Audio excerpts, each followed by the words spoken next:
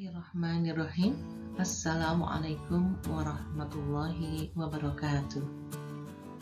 Anak-anakku yang berbahagia, kita berjumpa kembali dalam pelajaran Seni Budaya kelas 9 semester 1. Pada kesempatan kali ini, kita akan membahas untuk cabang seni rupa yang berjudul seni lukis. Untuk itu, mari kita belajar bersama untuk membahas materi seni lukis. Kompetensi dasar yang akan kita pelajari yaitu 3.1. Memahami unsur, prinsip, teknik, dan prosedur berkarya seni lukis dengan berbagai bahan. Selanjutnya, 4.1. Membuat karya seni lukis dengan berbagai bahan dan teknik. Tujuan dari pembelajaran pada kali ini adalah 1. Peserta didik dapat menjelaskan pengertian seni lukis dengan benar. 2. Peserta didik dapat mengelompokkan jenis lukisan berdasarkan tema dengan benar. 3. Peserta didik dapat mengidentifikasi berbagai aliran karya seni lukis dengan benar. 4. Peserta didik dapat membuat sketsa lukisan dengan salah satu tema yang ada. Dan yang kelima, peserta didik dapat berkarya seni lukis dengan berbagai media yang ada di lingkungan sekitar dengan salah satu teknik yang benar. 1. Pengertian seni lukis. Pada dasarnya, pengertian seni lukis itu sangat banyak pendapat yang diberikan oleh para pakar-pakar seni. Namun pada saat ini, saya hanya mengambil salah satu contoh pengertian seni lukis yang disampaikan oleh Bapak Sudarso, yaitu kegiatan mengolah medium 2 dimensi atau permukaan datar dari objek 3 dimensi untuk mendapat kesan tertentu dengan melibatkan ekspresi, emosi, dan gagasan pencipta secara penuh. Sehingga sebuah lukisan harus dapat menerjemahkan apa yang ada dalam objek, tema, atau gagasan secara representatif. Tujuan berkarya seni lukis. Seiring dengan perkembangan zaman serta kemajuan teknologi, seniman semakin bebas dalam mengungkapkan ekspresinya. Maka, tujuan berkarya seni lukis ada beberapa yang dapat kita kelompokkan. Yang pertama adalah tujuan religius. Untuk tujuan religius, biasanya lukisan menjadikan media bagi manusia untuk dapat mendekatkan diri kepada Sang Pencipta dan pelindung umat manusia. Yang berikutnya adalah tujuan kritik sosial.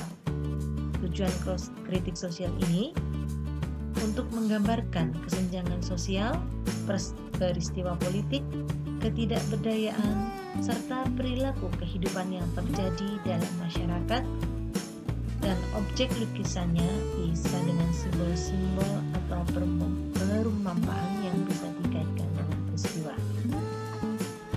Selanjutnya untuk tujuan ekspresi. Untuk lukisan menjadi media untuk mencurahkan emosi atau perasaan dan berusaha untuk menggambar gejolak hati pelukisnya.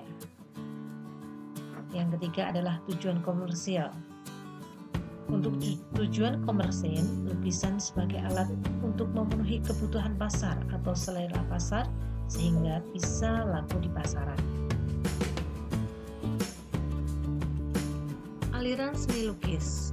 Untuk aliran seni lukis dikelompokkan menjadi 2, yaitu aliran representatif dan aliran non-representatif. Untuk representatif, pengertiannya adalah perwujudan gaya seni rupa yang menggunakan keadaan nyata pada kehidupan masyarakat dan karya alam. Aliran representatif ini yang termasuk dalam aliran representatif di sini adalah 1. Aliran naturalisme, yaitu aliran seni rupa yang penggambarannya secara alami dan sesuai dengan keadaan alam nyata.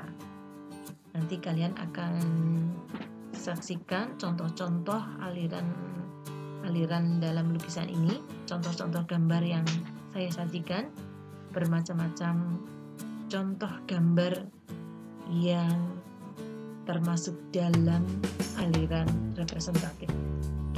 Selanjutnya, yang kedua adalah realisme, yaitu aliran yang memandang dunia ini apa adanya atau realita tanpa menambah atau mengurangi objek penggambarannya sesuai dengan kenyataan hidup. Yang ketiga adalah romantik, aliran seni rupa yang menggambarkan cerita yang dramatis atau berkaitan dengan cinta kasih. Biasanya juga menggambarkan peristiwa-peristiwa yang dramatis. Selanjutnya, aliran ekspresionisme, yaitu aliran seni rupa yang penggambarannya sesuai dengan keadaan jiwa sang perupa yang spontan pada saat melihat objek karyanya. Selanjutnya yaitu aliran impresionisme. Aliran impresionisme itu adalah aliran seni rupa yang penggambarannya sesuai dengan kesan saat objek tersebut. Yang berikutnya adalah aliran surrealisme. Aliran seni lukis yang menggunakan bentuk dan warna seperti di dalam mimpi. Pelukis mengembangkan daya hayalnya untuk menyampaikan pikiran dan perasaan melalui bentuk-bentuk dalam karyanya. Ya, ini berikut ini adalah contoh-contoh yang sudah saya tadi sampaikan, bahwa aliran-aliran representatif ini terdiri dari aliran naturalisme. Ini adalah contoh lukisan naturalisme. Berikutnya adalah contoh lukisan realisme. Ini adalah contoh lukisan romantisme. Yang selanjutnya adalah contoh lukisan ekspresionisme. Yang berikut adalah contoh lukisan impresionisme. Dan yang terakhir adalah contoh lukisan surrealisme. Untuk berikutnya, lukisan non-representatif. Pengertian dari non-representatif adalah perwujudan aliran seni lukis yang menekankan pada unsur-unsur formal, struktur, unsur rupa, dan prinsip estetik. Gaya seni lukis non-representatif berupa susunan garis, bentuk, bidang, dan warna yang terbebas dari bentuk alam. Nanti kalian akan bisa lihat contoh-contohnya ya, bisa kalian cari sendiri ya, supaya nanti Anda bisa memiliki wacana yang lebih luas tentang aliran-aliran seni lukis. Selanjutnya, tema seni lukis. Untuk tema seni lukis di dalam melukis ini ada beberapa, yaitu yang pertama adalah manusia dengan dirinya. Tema yang berikut, manusia dengan manusia lain, kemudian manusia dengan alam sekitar, manusia dengan alam benda, manusia dengan aktivitasnya, manusia dengan alam haya. Nanti dari contoh yang tadi aliran-aliran di atas, yang surrealisme, romantisme, Anda akan bisa mengelompokkan jika ditinjau dari temanya, lukisan tersebut masuk dalam tema apa. Selanjutnya, untuk alat dan bahan berkarya seni lukis itu ada, sebenarnya dikelompokkan menjadi dua, yaitu untuk teknik kering dan teknik basah. Untuk teknik kering biasanya kita menggunakan pastel dan krayon. Untuk teknik basah, salah satunya kita bisa juga menggunakan alat-alat cat, kuas, pisau palet, dan kanvas. Selanjutnya, untuk teknik melukis ini ada beberapa teknik yang dapat digunakan. Sebenarnya ada beberapa, namun yang biasa digunakan dalam pembelajaran ini akan kita bahas teknik melukis yang biasa kita gunakan, yaitu yang pertama adalah teknik akuarel.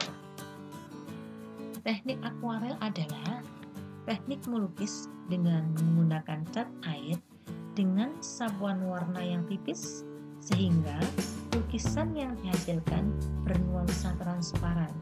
Biasanya kita menggunakan cat yang sedikit encer. Ya. Selanjutnya, untuk teknik plakat. Teknik melukis yang menggunakan cat air, cat akrilik, maupun cat minyak dengan sapuan tebal dan komposisi cat yang kental, sehingga memberi kesan yang sangat colorful pada setiap karya. Yang ketiga adalah teknik spray, yaitu teknik melukis dengan cara menyemprotkan cat ke media lukis. Tujuannya yaitu menggunakan teknik ini adalah untuk menghasilkan lukisan yang lebih halus dan tampak lebih visual.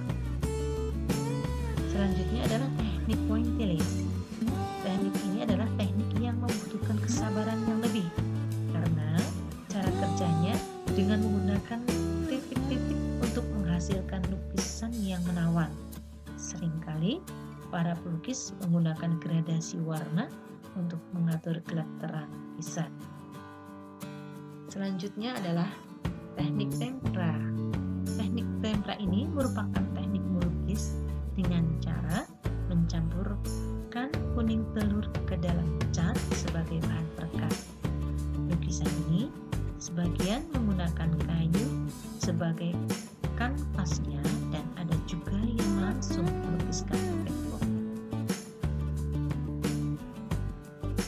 Prosedur berkarya seni lukis.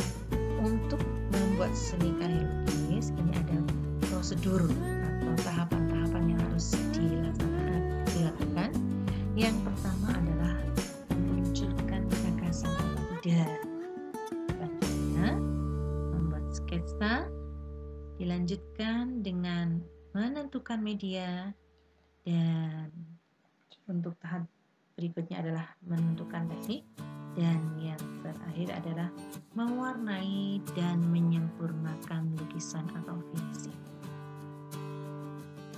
Demikian tadi penjelasan tentang seni lukis. Semoga apa yang saya sampaikan bisa bermanfaat, yang nantinya akan membantu kalian ketika akan berkarya sehingga akan menghasilkan karya seni lukis yang luar biasa. Terima kasih atas perhatian kalian. Jumpa lagi di waktu yang akan datang dengan video pembelajaran selanjutnya. Wassalamualaikum warahmatullahi wabarakatuh.